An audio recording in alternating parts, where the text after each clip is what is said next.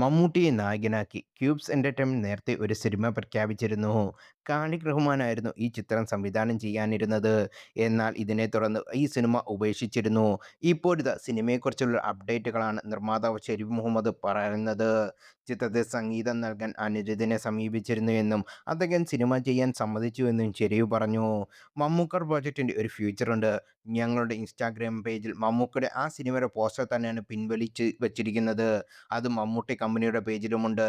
അത് രണ്ടുപേരും മാറ്റാത്തിടത്തോളം ആ സിനിമ ഉറപ്പായും ഉണ്ടാകും. അനിരുദ്ധിനെ മലയാളത്തിലേക്ക് കൊണ്ടുവരാൻ ഇരിക്കുന്ന സിനിമയായിരുന്നു ഈ മമ്മൂട്ടി ചിത്രം. ഞങ്ങൾ സംസാരിച്ച് അനിരുദ്ധ് സിനിമ ചെയ്യാനും സമ്മതിച്ചു. എന്നാൽ ചില ടെക്നിക്കൽ പ്രശ്നങ്ങൾ ഉള്ളതുകൊണ്ട് ഞങ്ങൾ രണ്ടുപേരും ഈ പ്രോജക്റ്റിൽ നിന്ന് മാറി. എന്തായാലും മലയാളത്തിലേക്ക് അനിരുദ്ധ് വരും. വേറെ ആര് കൊണ്ടുവന്നില്ലെങ്കിലും ഞങ്ങൾ കൊണ്ടുവരുമെന്ന് ഷെരീഫിന്റെ വാക്കുകൾ. കാട്ടാളനാണ് ഇനി പുറത്തിറങ്ങാനുള്ള ക്യൂബ്സ് എന്റർടൈൻമെന്റ് ചിത്രം. മാർക്കോ എന്ന സൂപ്പർ ഹിറ്റ് ചിത്രത്തിനു ശേഷം ആന്റണി വർഗീസ് പെപ്പെ, തുഷാര വിജയൻ, സുനിൽ, കബീർ സിംഗ് എന്നിവരെ കേന്ദ്ര കഥാപാത്രമായി ഷെരീഫ് മുഹമ്മദ് നിർമ്മിച്ച പോൾ ജോർജ് സംവിധാനം ചെയ്ത സിനിമയാണ് ഇത്.